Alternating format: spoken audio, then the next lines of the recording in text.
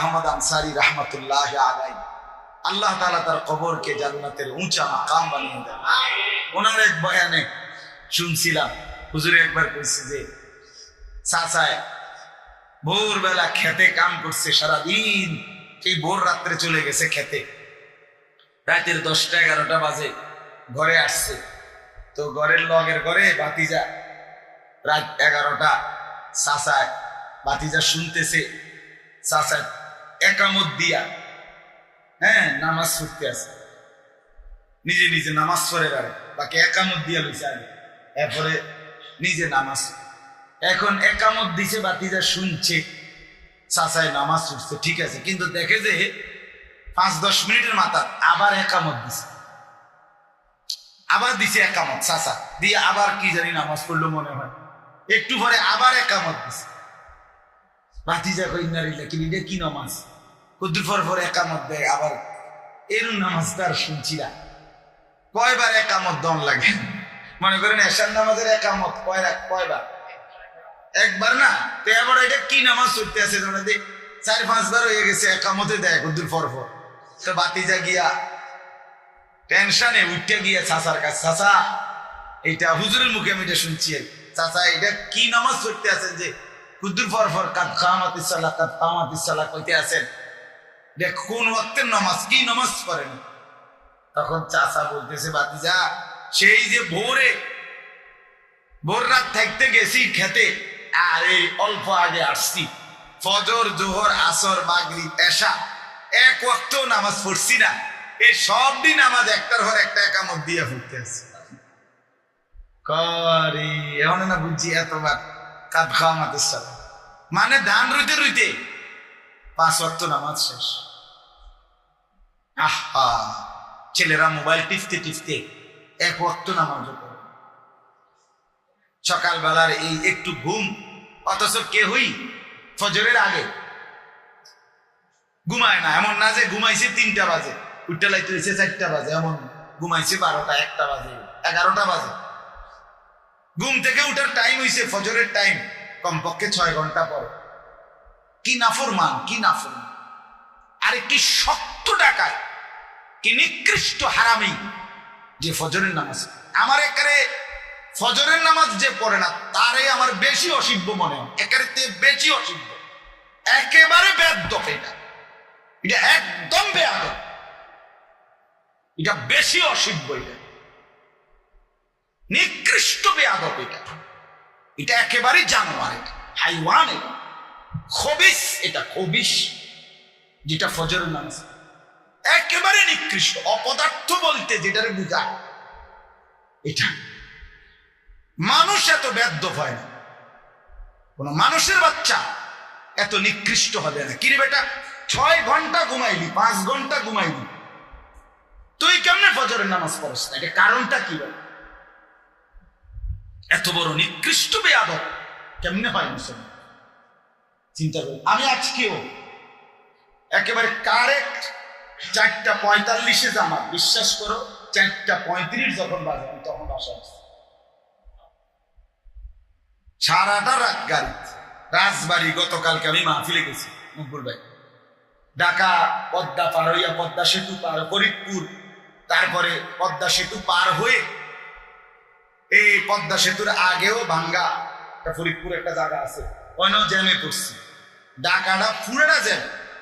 এই জ্যাম পার করে আইতে আইতে আইতে বাসায় যখন আসছি, বিশ্বাস করেন আর ফজরের জামাতের আর 5-7 মিনিট বাকি, ফজরের নামাজ অজুটা করেই মসজিদে গিয়া ফজর পড়ে, ফজর বাদ আমার কওমি মাদ্রাসা সংগঠনের মিটিং, আগে মিটিং দিয়ে রাখছি, আমার খবরও নেই, আর এত রাজ্যে লাগবে আমি এটা ভাবিও না।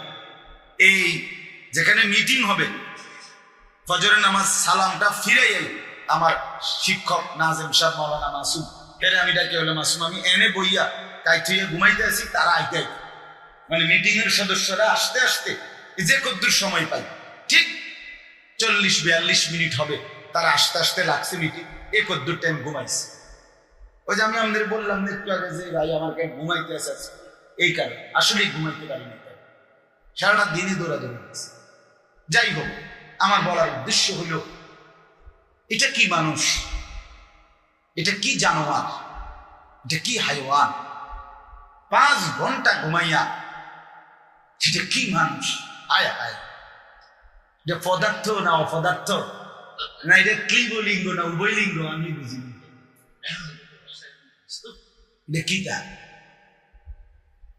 জলজ্জান্ত মুসলমান এভাবে দিনের পর দিন কখনোই মনে পড়ে না ফজরের নামাজের কথা, তার রবের কথা।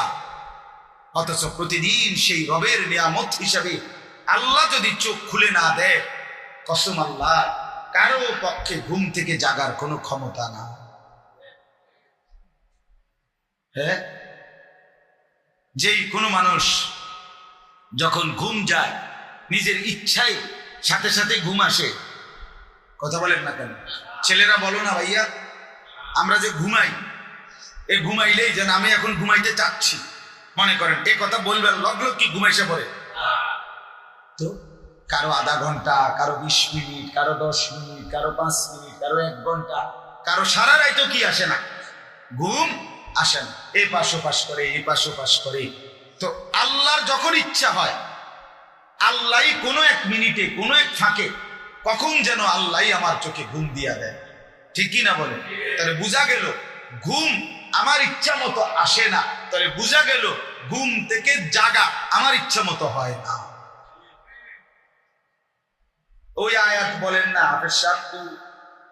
আল্লাহু ইয়াতাওয়াফাল আনফুসা হিনা মাউতিহা, এটা এই আয়াতটা পুরা। মানুষ যখন ঘুমায় আল্লাহ বলছে 2 হালাত হয়, আমি বান্দার রুহু তুলে নেই, তুলে নিয়ে কাউকে আর রুহু ফেরত দেই না। আর ওয়ুরসিলুল উখরা ইলা আজালিম মুসাম্মা, কোন রূহকে আমি একটি নির্দিষ্ট সময়ের জন্য আবার তার দেহের মধ্যে ফেরত দেই ঘুমের সময়, উঠার সময়। আল্লাহ বলছেন ওয়ুরসিলুল উখরা ইলা আজালিম মুসাম্মা, আল্লাহ বলে আমি ফেরত দেই। মানুষ যখন ঘুমায় তো রূহ কি হয়ে যায়? সরে যায়। এই জন্যই তো মানুষের স্বপ্নে দেখে, দেখেন না, শরীর এখানে কিন্তু রুহু কি করে? ঘুরে। এবার ঢাকা সিটাং ঘুরিয়া, লন্ডন আমেরিকা ঘুরিয়া। ওই যে একজনে কৌতুক কইছে যে কয় ঘুমের মধ্যে দেখছে বিশ্বকাপ খেলতে আছে, এরপরে খেলতে খেলতে খেলতে খেলতে একটা গোল যে দিছে, একটা শট দিছে, ডাইরেক্ট গোল পুষ্টি দিচ্ছে, গোল মানে ডাইরেক্ট গোল, গোল করে যে শিক্ষার দিয়ে উঠছে, উঠটা দেখে যে পাটা মশারি ছিদ্র কইরা, মশারি ছিঁড়া, ওই যে গোল দিছে, মশারির কোন আছে বলে কত বড় গোলটা দিল, কি চিন্তা করছে?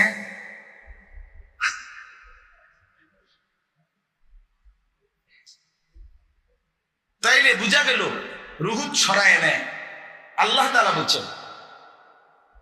এরপরে আল্লাহ বলেন আমি আবার নির্দিষ্ট একটি সময়ের জন্য আবার আমার বান্দা রুহুটা ফেরত দিই, ফলে সে জেগে ওঠে। হাদিসের মধ্যে আছে নবী সাল্লাল্লাহু আলাইহি সাল্লাম ঘুমাইবার সময় যে কয়েকটি দোয়া পড়তেন, একটা তো আমরা সবাই ছোট্ট দোয়াটা পাই, বিসমিকা আল্লাহুম্মা, অথবা আল্লাহুম্মা বিসমিকা আমুতু ওয়া আহইয়া, এটা আমার শুধু নাই ওটা আরে মুসলমান। কিন্তু আরেকটা দোয়া আছে রাসূলুল্লাহ সাল্লাল্লাহু আলাইহি সাল্লাম নিয়মিত পড়তেন, একেবারে সহিহ বিশুদ্ধ হাদিস, বিসমিকা রাব্বি ওয়াদাতু জামবি ওয়া বিকা আরফাউহু ইন আমসাকতাহা ফাগফির লাহা ওয়া ইন আরসালতাহা ফারহামহা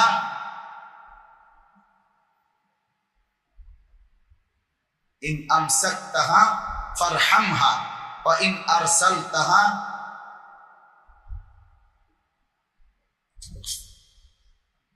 ফাহফাজহা বিমা তাহফাজু বিহি ইবাদাকাস সালিহিন আল্লাহুম্মা কিনি আযাবাকা ইয়াওমা তাবআসু ইবাদাক। এই দোয়া।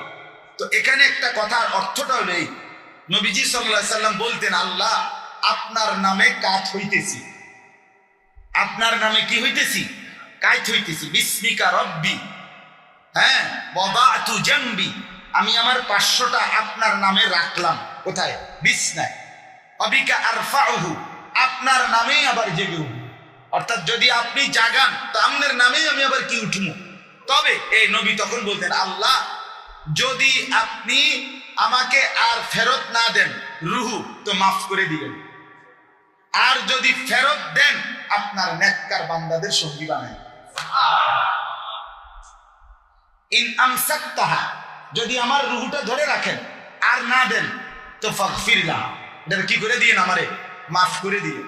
আর ওয়া ইন আরসালতাহা, যদি ছেড়ে দেন ফাহফাজহা বিমা তাহফাজু বিহি ইবাদাকাস সালিহিন, আপনার নেক বান্দাদের সাথে আমার রুহুটাকে হেফাজত করুন। তাহলে কি বুঝাইছে নবী এর দ্বারা? প্রত্যেক মানুষ ঘুমের